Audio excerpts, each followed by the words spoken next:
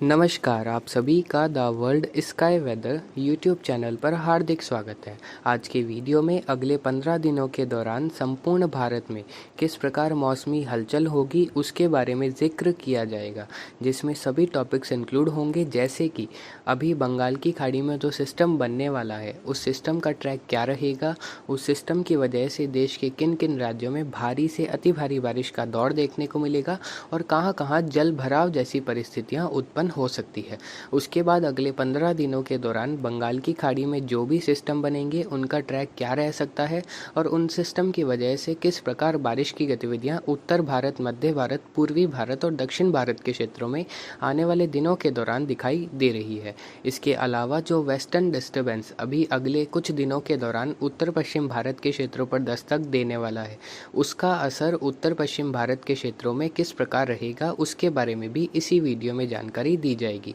तापमान की स्थिति अगले 15 दिनों के दौरान संपूर्ण भारत में कैसी रह सकती है उसके लिए भी एक अलग से मैप के द्वारा इस वीडियो में जानकारी दी जाएगी। तो आप सभी इस वीडियो को पूरा जरूर देखिएगा और अगर आपको यह जानकारी अच्छी लगे तो इस चैनल को सब्सक्राइब और इस वीडियो को लाइक ज़रूर करिएगा।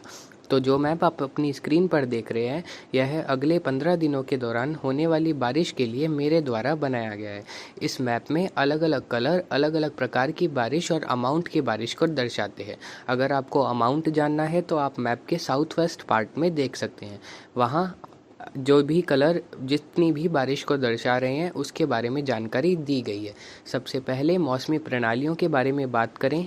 जो अभी देश भर में सक्रिय है, तो एक चक्रवाती हवाओं का क्षेत्र उत्तर पूर्वी मध्य प्रदेश के आसपास के क्षेत्रों पर देखा जा सकता है। एक अन्य चक्रवाती हवाओं का क्षेत्र उत्तरी बंगाल की खाड़ी और उससे सटे पश्चिम बंगाल कोस्ट के आसपास स्थित है और इस चक्रवाती हवाओं के क्षेत्र के अगले 24 से 48 घंटों के दौरान मजबूत होकर एक लो प्रेशर एरिया के रूप में बदलने की संभावनाएं दिखाई दे रही है। वहीं मानसून ट्रफ अभी उत्तरी मध्य राजस्थान से मध्य प्रदेश के उत्तरी भागों से होते हुए छत्तीसगढ़ के उत्तरी भागों, ओडिशा के उत्तरी मध्य भागों से उत्तर पूर्वी बंगाल की खाड़ी तक जा रही है। इन सभी मौसमी प्रणालियों के प्रभाव से आने वाले दिनों के दौरान देश के कई राज्यों में भारी से बहुत भारी बारिश की गतिविधियां दर्ज होने की संभावना है। जो लो प्रेशर एरिया अगले 24 से 48 घंटों के दौरान उत्तरी बंगाल की खाड़ी और उससे सटे पूर्वी भारत के क्षेत्रों पर बनेगा, वह लो प्रेशर एरिया उत्तरी ओडिशा और दक्षिणी झारखंड से होते हुए छत्तीसगढ़ के मध्य भागों और मध्य प्रदेश के क्षेत्रों की तरफ आगे बढ़ता हुआ देखा जाएगा, जिसकी वजह से अगले 24 से 48 घंटों के दौरान से ही पूर्वी भारत के कई इलाकों में भारी बारिश की गतिविधियों में बढ़ोतरी हो जाएगी। 6 से 9 जुलाई के मध्य के समय में ओडिशा और छत्तीसगढ़ के कई इलाकों में मूसलाधार बारिश की गतिविधियाँ उस सिस्टम की वजह से दर्ज हो सकती है तथा छत्तीसगढ़ के रायपुर, कांकेर, राजनांदगांव, बिलासपुर, कोरबा और आसपास के कुछ स्थानों पर भारी से बहुत भारी बारिश की गतिविधियां भी दर्ज हो सकती है। और जैसे जैसे ये सिस्टम 8-9 जुलाई को आगे बढ़ता हुआ देखा जाएगा, 7 से 9 जुलाई के मध्य के समय में ही लगभग हम उम्मीद कर रहे हैं कि जो नागपुर, गढ़चिरौली, अकोला, वर्धा, यवतमाल, अमरावती के आसपास के क्षेत्रों से लगाकर चंदानगर, चंद्रपुर और आसपास के जो उत्तरी मध्य महाराष्ट्र के इलाके हैं वहाँ भी कई इलाकों में भारी से अति भारी बारिश का दौर 7 से 9 जुलाई के मध्य के समय में इस सिस्टम की वजह से देखने को मिल सकता है। 1-2 इलाकों में एक्सट्रीमली हैवी रेनफॉल भी देखने को मिल सकती है और 7 से 10 जुलाई के मध्य के समय में इस सिस्टम का प्रभाव मध्य प्रदेश के भी कई इलाकों में भीषण बारिश की गतिविधियों के रूप में देखने को मिलेगा। जबलपुर से लगाकर मांडला, बालाघाट, होशंगाबाद, बैतूल, छिंदवाड़ा, नर्मदापुरम, सीहोर से लगाकर भोपाल, इंदौर, रतलाम, धार, खंडवा, खरगोन, मंदसौर और आसपास के कई इलाकों में भारी से बहुत भारी तो 1-2 इलाकों में एक्सट्रीमली हैवी रेनफॉल होने के चांसेस इस सिस्टम के प्रभाव से रहेंगे और इसी सिस्टम का प्रभाव लगभग 9 से 12 जुलाई के मध्य के समय में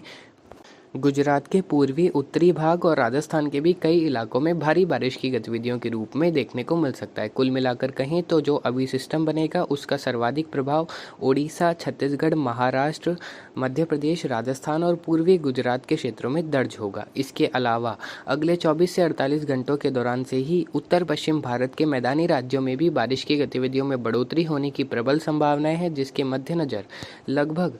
7 जुलाई से लगाकर 9 जुलाई के मध्य के समय में जम्मू कश्मीर, हिमाचल प्रदेश, उत्तराखंड, इन तीनों ही राज्यों के कई इलाकों में झमाझम बारिश की गतिविधियां दर्ज हो सकती है। इन तीनों राज्यों के दक्षिणी भागों में कुछ स्थानों पर भारी तो हिमाचल प्रदेश, उत्तराखंड में कहीं कहीं अति भारी बारिश का दौर 7 से 9 जुलाई के मध्य के समय में दर्ज होने की संभावना है। ठीक इसी दौरान अगले 24 घंटों के दौरान पंजाब, हरियाणा में कहीं कहीं बारिश की गतिविधियां देखने को मिलेगी। हालांकि 7 से 9 जुलाई की मध्य के समय में पंजाब, हरियाणा के भी विभिन्न भागों में हल्की से मध्यम तो कुछ स्थानों पर भारी बारिश की गतिविधियां दर्ज हो सकती है। अमृतसर से लगाकर गुरदासपुर, पठानकोट, होशियारपुर, मोहाली, बठिंडा, मोगा, फूल के आसपास के क्षेत्रों से लगाकर भक्ता बाईका और जो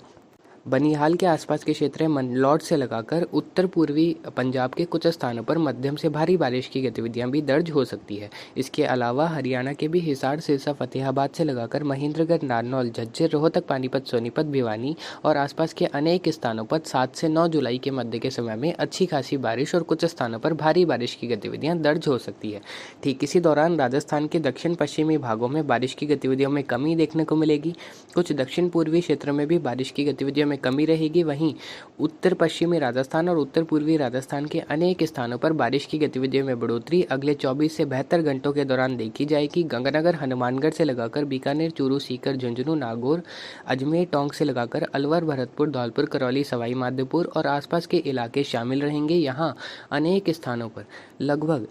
7 से 9 जुलाई के मध्य के समय में हल्की से मध्यम यानी कि 10 से 30 मिलीमीटर तक की बारिश होगी। कुछ स्थानों पर भारी बारिश की गतिविधियां भी रिपोर्ट हो सकती है। उत्तर पूर्वी राजस्थान में एक दो स्थानों पर जो हरियाणा से सटे इलाके हैं, वहीं जो उत्तर पूर्वी राजस्थान का जो शेखावटी बेल्ट है और आसपास के इलाके, वहाँ कहीं कहीं बहुत भारी बारिश की गतिविधियाँ भी 7 से 10 जुलाई के मध्य के समय में दर्ज हो सकती है। उसके बाद जो सिस्टम पूर्वी भारत से मध्य भारत के क्षेत्रों की तरफ रवाना होगा, वह भी राजस्थान के क्षेत्रों की तरफ आएगा और उसकी वजह से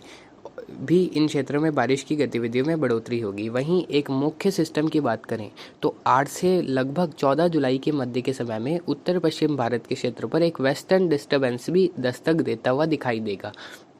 मानसून की तरफ भी उस दौरान उत्तर भारत के क्षेत्रों की तरफ अपना रुख करेगी। वेस्टर्न डिस्टर्बेंस भी होगा और एक मुख्य प्रणाली, एक अपर एयर सर्कुलेशन पाकिस्तान और उससे सटे राजस्थान के क्षेत्रों के आसपास लगभग 8-9 जुलाई को बनता हुआ देखा जाएगा और इन्हीं मौसमी प्रणालियों के प्रभाव से 8 से 14 जुलाई के मध्य के समय में उत्तर पश्चिम भारत के कई इलाकों में भारी तो कई जगहों पर बहुत भारी बारिश होने की संभावनाएं वर्तमान परिस्थितियों के अनुसार बनती हुई दिखाई दे रही है। अगर उम्मीद अनुसार यह सर्कुलेशन बना और उम्मीद अनुसार ही इन मौसमी प्रणालियों की स्थिति रही तो पंजाब, हरियाणा, दिल्ली, जम्मू कश्मीर, हिमाचल प्रदेश, उत्तराखंड और राजस्थान के उत्तर पश्चिमी, पश्चिमी और उत्तर पूर्वी इलाकों के कई क्षेत्रों में भारी से बहुत भारी बारिश होने की संभावनाएं 7 से 16 जुलाई के मध्य के समय में अलग अलग समय में अलग अलग क्षेत्रों में देखने को मिलेगी या मिल सकती है। लेकिन ऐसा होगा या नहीं, इसके बारे में अगले 24 घंटों के दौरान पूरी तरह से कंफर्मेशन हो जाएगा।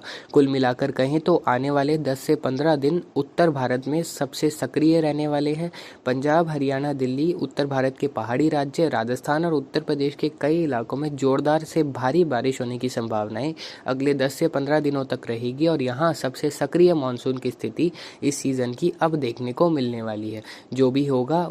अगले 24 घंटों के दौरान पूरी तरह से कंफर्मेशन हो जाएगा कि इस सिस्टम की वजह से किस प्रकार उत्तर भारत में बारिश की गतिविधियां होंगी और आपको अलग से पोस्ट के माध्यम से और अगर ज़रूरत पड़ी, अगर ज़्यादा बारिश की संभावनाएं दिखी तो वीडियो के माध्यम से भी जानकारी दे दी जाएगी। उत्तर पूर्वी भारत की बात करें तो असम, मेघालय, नागालैंड, मणिपुर, मिजोरम, त्रिपुरा, अरुणाचल प्रदेश में आने वाले 5 से 7 दिनों के दौरान अलग अलग भागों में बारिश की गतिविधियां जारी रहेगी। 12-13 जुलाई से 18 जुलाई के मध्य के समय में यहाँ कई इलाकों में भारी से बहुत भारी बारिश की गतिविधियां दर्ज हो सकती है। मुंबई से लगाकर संपूर्ण पश्चिमी भारत के जो तटीय इलाके हैं, वहाँ मध्यम से भारी बारिश के दौर आते रहेंगी और अगले 24 से 72 घंटों के दौरान कुछ स्थानों पर भारी से अति भारी बारिश की गतिविधियां भी रिपोर्ट हो सकती है। दक्षिण भारत के जो शेष इलाके हैं, जिसमें तेलंगाना से लगाकर कर्नाटक के मध्य पूर्वी हिस्से हैं, इसके अलावा तमिलनाडु और जो आंध्र प्रदेश के क्षेत्र हैं, यहाँ अगले 7 दिनों के दौरान कहीं कहीं बिखरी बारिश की गतिविधियाँ दर्ज होगी। हालांकि जुलाई के तीसरे सप्ताह में यानी कि लगभग 15-16 जुलाई से 20 जुलाई के मध्य के समय में यहाँ भी कई इलाकों में मेघ गर्जन के साथ अच्छी खासी बारिश की गतिविधियों में बढ़ोतरी होगी और अच्छी खासी बारिश का दौर देखने को मिल सकता है। बंगाल की खाड़ी में अगला सिस्टम लगभग 13 से 16 जुलाई के मध्य के समय में बन सकता है, जो कि लगभग